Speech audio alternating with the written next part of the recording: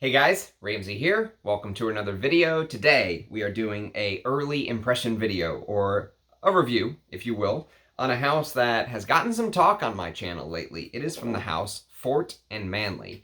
And so if you've been following the channel, a couple weeks back I actually did a review on a fragrance called Sultan the Magnificent, which is a fantastic name for a fragrance. And Sultan had his own sort of backstory. I talked a little bit about it in the video that I did. You can go check that out. That is a discontinued Fort and Manle, unfortunately. And so today we're going to talk about a Fort and Manle fragrance named after another very famous sultan. And this one is called Fatih Sultan Mehmed. Fatih Sultan Mehmed. And Fatih Sultan Mehmed in Arabic, Fatih is basically the conqueror, if you will. And so Mehmed, the Conqueror, is kind of how this would be described in English. And he is another of the most famous sultans that the Ottoman Empire ever saw. So that's two fragrances that actually Ras Fort decided to name after a very famous sultan. And without going into too much backstory, as this is a fragrance channel, not a history channel, but he was sort of the Ottoman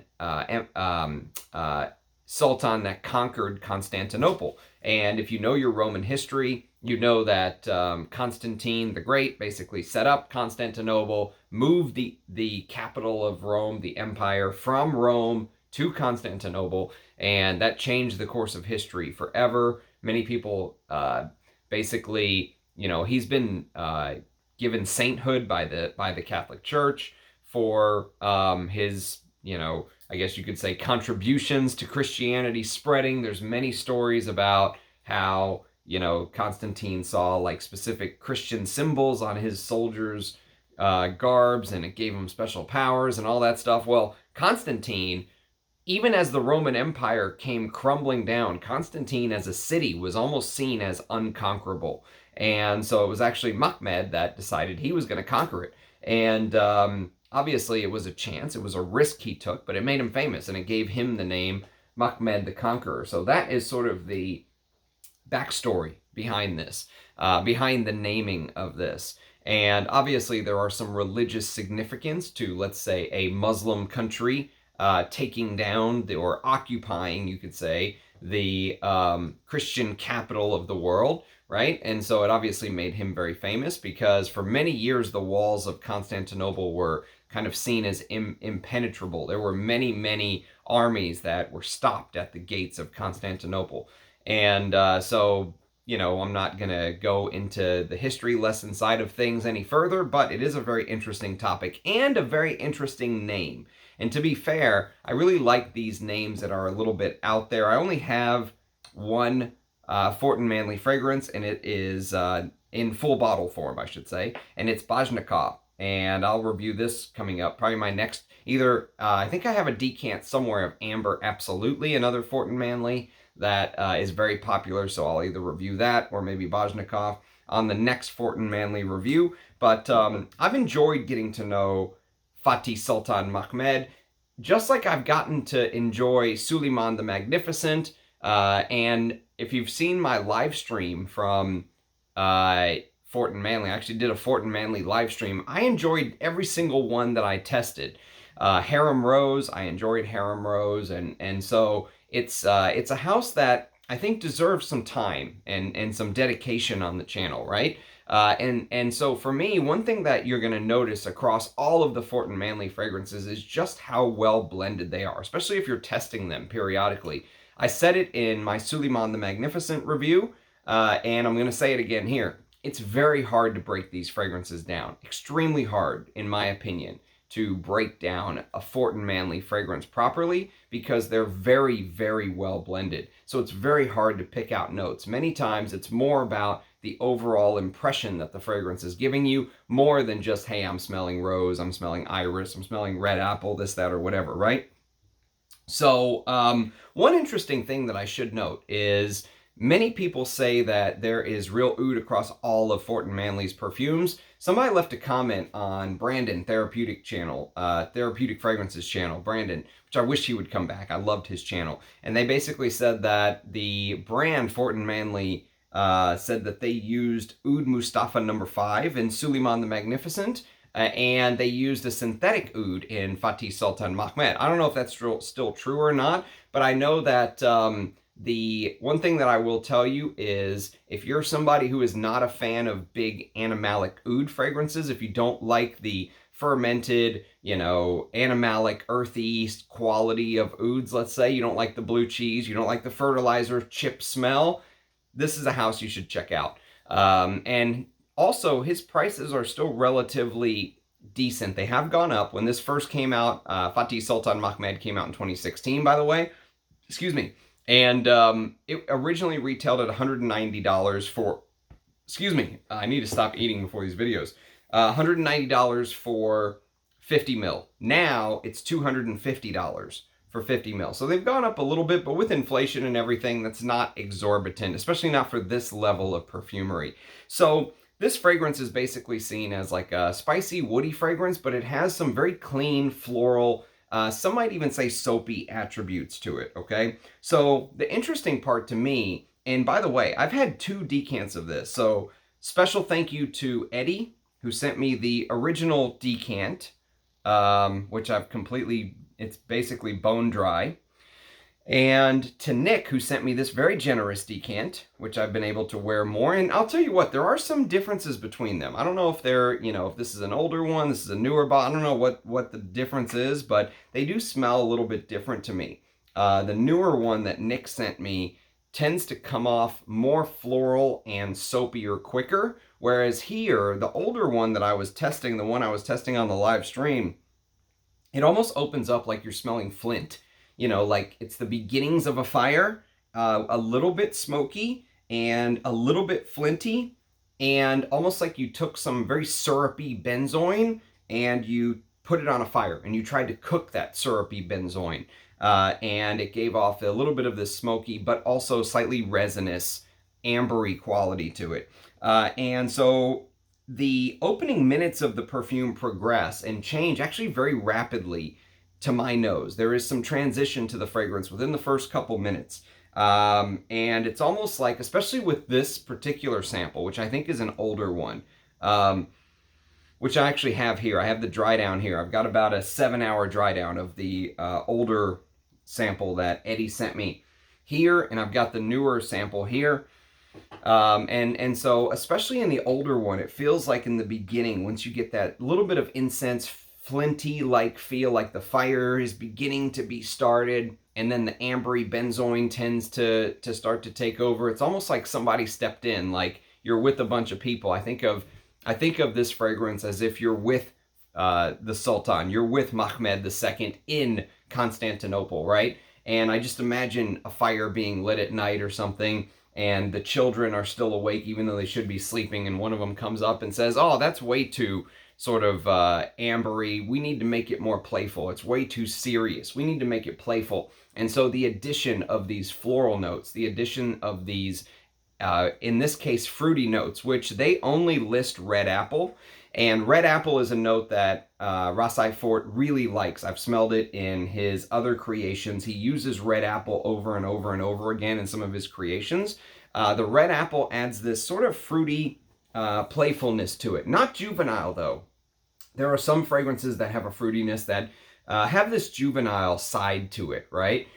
This one doesn't have that. It doesn't have that juvenile side, but it does add a little bit of playfulness to the composition. And that comes in within a couple minutes from the older sample. From the newer sample, it really feels like it's a much cleaner wear, like it's a soapier and cleaner wear. But to my nose, as the fragrance continues on, it becomes a little bit more playful from the soapiness of the florals, and also from this red apple note that adds this fruitiness. But what's interesting is as that flinty sort of fire starter bit is sort of replaced, if you will, it's replaced by the jovial red apple on one side of the coin, but also what almost smells like a little bit of maybe a green apple or like a melon, or something that adds a little bit of contrast, a little bit of bitterness to it, right? It's not all sweet, and that's the thing. Many sweet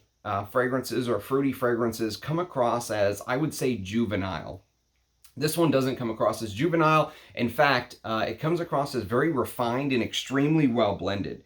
And the other thing I should mention is there is a very humorous side to this fragrance. It's almost like you're inside the walls of Constantinople with Mehmed II, and instead of seeing him as like this conqueror with his saber out, going to war, instead he's sitting there laughing, telling jokes, laughing, maybe drinking something in just a completely relaxed setting. This fragrance, and someone mentioned it in one of the Parfumo comments, but I 100% agree. With a name like that, especially Mehmed the Conqueror, right? You would expect this fragrance to be challenging, huge, serious fragrance, right? This is a serious topic we're talking about. Generations of men came and went and could not conquer Constantinople. Entire generations of men and great warriors. I mean, I think Genghis Khan was one of the ones that was it Genghis Khan? I can't remember. My Roman history is not very good, but there's been some very well-known figures in history that just could not conquer the walls of Constantinople as much as they wanted to. And so when I think of that name, I was ready for something to be punchy and serious, almost stoic in nature. Instead, this has this very jovial, humorous, almost like a humorous aspect to it. And I know that the Sultan, I'll read you a little bit from the brand here in a second, but I know he was big into art and science and philosophy and stuff like that. So maybe that's where that jovial side of the fragrance is coming from. But it's not a very challenging fragrance. It's not something where you're going to have to like prepare yourself for. This is sort of an easy wear, I would say. At least to my nose, it seems that way. It seems like it's a little bit of an easy wear. So let me read you, there's a poem that goes with this fragrance, and then I'm going to read you the description on the website, and then we'll talk some more about the dry down. So the poem first. A legend bigger than the world's greatest city, opulence captured and refined, treasured for centuries, the greatest sultan of them all, Fatih Sultan Mehmed, feared, revered, remembered. Okay, so that's the little poem on the website. Now the description. If the Renaissance began in Florence, it certainly came of age when a young sultan took his seat over the Byzantine capital to the east. His passion for art, science, and philosophy would inspire a new and flourishing culture of invention, innovation, and reason. Known for his grandiose lifestyle and exquisite taste, his legacy remains singular. I would like to think if I was a sultan, I would also have grandiose lifestyle and exquisite taste. When you have access to everything, I would certainly think that that would be a easy task to have exquisite taste. Bring me the best of everything, please. Legendary opulence, as grand as its namesake, Mehmed carries the air of a sultan's palace. A wave of bergamot is touched with a crisp hint of red apple. I like that word, crisp. That's true. That's the way the apple feels. Rose, tulip, and iris recalling old Constantinople. Gentle notes of vanilla emerge, blending with the spirit of rich incense and majestic tones of cedar, patchouli, and oud. A scent as nuanced, timeless, and grand as the young sultan himself. Beautiful little write-up, I would say. So, like I said, it's very interesting because the fragrance doesn't play very much on that conquering role. It doesn't have that stoic, serious, Think about the picture of him, like, imagine seeing a picture of the Sultan on, like, Money. He's probably looking off to the side, looking up, side profile, right? Very serious in nature. This fragrance doesn't have that. It's a jovial, humorous fragrance, and it's just this laughing, happy mood all around. And not what you would expect from a conqueror. Maybe what you would expect from the celebration after the night of the conquering, right? And what's interesting is there's some notes in here that really catch my attention. So the first of those notes that catch my attention is ambergris. Okay, now apparently Rasai Fort uses real ambergris in here, to my understanding. And so the ambergris, you know how sometimes ambergris can have this very sparkly, almost like it's dashing off of the water on a sunny day? Doesn't have that feel here to me. Instead, it almost has a slightly sour aspect. So what you get is you basically get this sour ambergris that blends with the florals. And instead of giving this sun sparkling on the water, the sourness almost gives like a contrast to the fruitiness, right? So the red apple gives it this this contrast. Contrast is very important in perfumery, and it makes it a little bit different, almost like you bit into an apple expecting it to be a red apple and it was a green apple. And there's that slight little bit of sour when you bite into that green apple, right? That you weren't expecting. It's still sweet. The fragrance is still somewhat sweet. But a little bit of that sour tends to leak through, let's say. You thought it was going to be a red apple, but it was a green apple. And you love green apples, right? Let's say you love green apples, but you were just shocked by the initial sort of change. Instead of what you were expecting, you got something a little bit different. That's the way that sort of the sour ambergris contrasts with the red apple in my mind. And, you know, if you watched my live stream, you know that when I reviewed Suleiman the Magnificent, I talked about how you heard me say that this amber and almost red apple accord is a little bit like a Rasai Fort DNA, if you will, of the house. Not of the house, but I've seen it a couple times. And there's a few people who say that, you know, every single Rasai Fort fragrance is completely different. And I don't agree with that. I do think there are some, I would say, similarities between the releases. Obviously, all perfumers have a little bit of a signature. All perfumers have a little bit of their own style that shows up over and over again.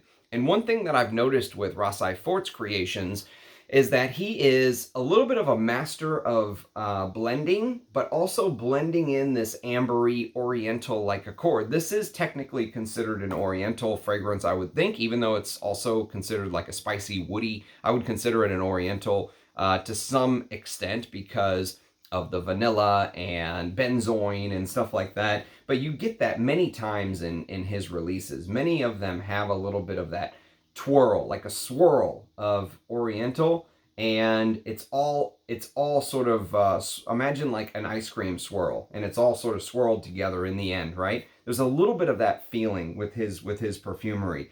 And to his credit, to Rasai Fort's credit, he built a beautiful amber accord and uses it in multiple different fragrances. Here, the amber accord harkens back to, well, I think Suleiman the Magnificent came out a year after this, actually. And some of the other fragrances that use this amber accord that I've smelled. I'm excited to talk about amber absolutely on the fragrance on the channel very soon, hopefully, if I can find the decant. But this one in particular has a little bit of a freshness to it. So there's like a fruity freshness to it. And it's quite pleasant. It's actually a very pleasant fragrance. And although it has some animalic notes, technically ambergris and oud are animalic notes, right? It has the tiniest bit of that sour contrast. The oud here is not animalic. It really smells like you're getting more of the cedar wood. Like it's the cedar wood, not necessarily the oud. The oud is more like a backbone note, if you will. But it gives it this Middle Eastern tilt. All of his fragrances have this Middle Eastern tilt, and they should. I mean, with names like Fatih, Sultan, Mehmed, they should have a Middle Eastern tilt. It would definitely be weird if you sprayed this and it smelled like, I don't know, polo blue or something. But, you know, the animalic notes are dosed with a very deft hand, okay? The florals are also very well done in this fragrance. So on the newer batch, I'm calling it the newer batch. I don't know if it's a newer batch or what, but this particular decant that I got, the florals come through in the opening quite quicker, much faster, and much more prominent. And in fact, there's a note of tulip. And I would say, if you said, Ramsey, what's a good tulip fragrance to wear? Well, I probably would have said, I have no clue. Because there's not very many fragrances that actually use the note of tulip, to be honest with you, that I could think of off the top of my head. Tulip is sort of one of those flowers that It is used in perfumery, but there's not many in my collection that I can point to and say that is a good example of a tulip fragrance. There is one that's actually coming from Poland. Actually, it's coming from Rich Mitch's house in England, but it came from Poland to Rich Mitch, and hopefully it's coming to me in the next couple months, called Traversée du Bosphore by L'Artisan. That has a tulip note. I have a sample of Amongst Waves by Gallagher Fragrances. That has a tulip note, but there's really not very many, except for this. This is sort of, I think, my tulip example, if you will. And the florals here specifically add this freshness. And the tough thing I think about tulip is that there's many different types of tulips.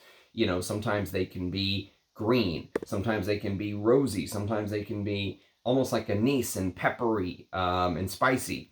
And so the tulip here comes across in the opening as being green and adding this freshness to the composition. You ever smell like a flower? And imagine smelling a flower and you're outside and it just amplifies the freshness of the day, right? That's sort of what the tulip in Fatih Sultan Mehmed feels like when you smell it, to my nose.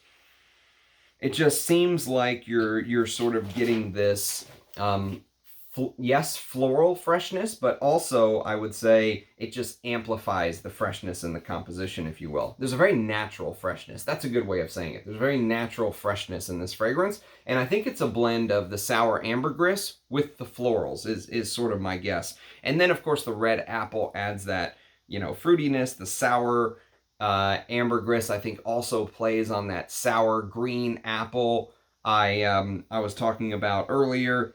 And the contrast to that sort of crisp apple, the fruitiness, which has become very popular in perfumery lately. I mean, there's a lot of different fruity notes that you could play off of, but Rossai Ford has really, I think, stamped his, the red apple note is something that he does very, very well. And so, like I said, very smooth, Middle Eastern style, but what is so interesting about the fragrance is that whenever it all blends together, right, with that sort of fresh floral bit and fruitiness, and I just want you to imagine like you have a bar of soap, and imagine, because there's incense in this fragrance as well that I haven't really talked very much about, and the reason is just like I said, that the ambergris is done with a very deft hand, very small amount, it feels like. Maybe not small in dose, but the way that it feels, the way that it sort of acts on the composition, it adds a little bit of that souriness, but it's not like a, it's not like, I would say, the sparkling off of the water type ambergris, right? There's also a little bit of incense, but the incense is also used with a very deft hand. It doesn't feel like a church incense fragrance at all. And so what's interesting is the imagery that I was thinking about, that I think if you imagined, you would have an idea of how this fragrance smells better than I could describe it. So imagine you have a bar of soap, one of those white bars of soap. Imagine like a bar of soap from Dove or something like that, right? Imagine like a white Dove bar of soap. And the bar of soap has a smoke trail. Just what if when you kind of move the soap around, a smoke trail followed the soap around, right? What would that smell like in your mind? A smoking soap. That is sort of going to get you in the ballpark. Just imagine it blended with that sour ambergris, that fruitiness, that strange floral tulipy bit, which starts out very green in the opening, and then that weird sort of flinty, benzoin-y over the fire. That's my description of Fatih Sultan Mehmed. It's a very hard fragrance to describe. It is actually, this whole house is hard to do these videos on because the fragrances are blended to perfection. They really are blended very well. And then you add that, like I said, slightly green. Also, you know what else? There's almost, if you close your eyes, you can almost get a little bit of this almondy-like thing. So imagine fresh, floral, almondy, smoking soap. Imagine smoking soap. And that's the image of this perfume if you've never smelled it before. Very hard fragrance to describe. House that deserves to be highlighted, if you will. So that's sort of my take. I really enjoyed getting to wear this. Thank you to Nick for supplying this, and thank you for Eddie for supplying this. Obviously, am I going to run out and go buy a bottle? No, I'm not buying any perfume right now, but it is a house that I really like getting to know. And there are others from the house that I really would like to smell as well one of these days. So there's still many from the house I've never smelled. All the Queen's Men, you know, Latte, is it Late Harvest, and Anaria. I've never smelled those. And then, of course, there's some discontinued ones like 40 Thieves and stuff like that that I would also love to smell. But yes, a house that I think deserves the recognition. And in fact, I like the new bottles. So usually I am all about the old bottles, but the new bottle, I like the new bottle packaging. I like the upside down Reese's Pieces or Reese's Peanut Butter Cup caps. And so, yes, a house that you will be hearing more about on the channel. So if you have experience with Fort Manle, do let me know. Let me know what you think. If you have experience with Fatih Sultan Mehmed, leave it in the comments. Love the interaction. Love, you know, the back and forth that I get to have with you guys. It's amazing the support you guys give me. And ladies, guys and ladies give me. So thank you. Thank you. Thank you for everything. It's an honor to get to do these videos. I hope that people find them useful, helpful. You know, my whole point in starting this channel was to be able to get on here and give you my true feelings, my thoughts, good, bad, or indifferent. That's the whole point. And it's funny, you know, fragrance is supposed to be a happy thing. It's supposed to be something that you love and enjoy. And the minute that I stop loving and enjoying this, I won't be doing any more videos. And I think a lot of people who continue to do this, they don't love it anymore. They don't, you know, they're consumed by other things. They're consumed by things like their personal sort of ego, or likes or views, or my video had more views than yours, or you know, they're consumed by the fact that I got this bottle for free from the brand. I didn't get this one for free. I actually paid for this, but I'm just saying, imagine if a brand sent them a free bottle. They're consumed by all of these other things, and they start to lose love for the reason we do this. And it's the love of perfumery. It's the love of fragrances, and it's sharing that love with the world. And you know, you can't smell everything. Everyone can't smell everything. It's impossible. Even if you had 2 assistants, even if you had 5 assistants, you couldn't smell everything. It's impossible. And so it's, you know, getting to do these fragrances and having the community aspect, and for the love of the fragrance game, and just being honest. Everyone, this is a game that is all about opinions, right? Everyone has an opinion, and everyone's opinion is different. I could smell a fragrance right now, and I could spray the exact same bottle on you, and it would smell different.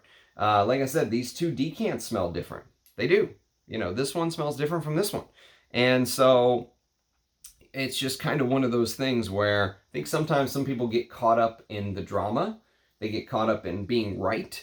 They get caught up in ego. They get caught up in these little wars that we have in the community, and they lose the sight of, you know, what is most important, and that is the juice. It's the love of perfume. It's the love of the art of perfumery. And, you know, that's why I just try and sort of focus on what I want to do. I don't want this to be the Ricky Lake show. I don't want it to be the drama show. I want it to be just an honest channel about my love of perfumery and documenting my journey in some way, because that's what it's about. Everyone has their own journey. No one has the exact same collection I have. Nobody. You know, that's the interesting thing about this. We all take our own little twists and turns and this, that, or whatever. Like my brother Rich, who I love. He's my vintage brother across the pond from another mother. That'll never change. He is loving Myrrh Ardent right now. Never even smelled Myrrh Ardent.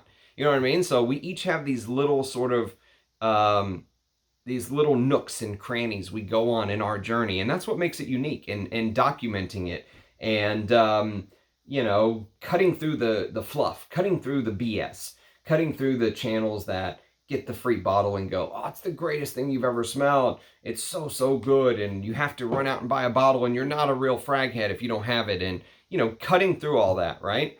And just trying to give honest feedback, honest opinions. That's the point of this channel, is sharing my honest views with you guys. So to everyone who has supported me somewhere along the way. I know there are people that used to watch that don't watch now. I know there are people that used to watch that stopped watching and now they're back watching. Whenever you've been supporting the channel, thank you, is what I'm trying to say. If you've supported me at any point in time, if you enjoy my videos, if you give me likes, if you leave comments, thank you. Thank you for, being professional and sticking to the plot and all that good stuff, because honestly, there's a lot of BS out there nowadays in Fragcom.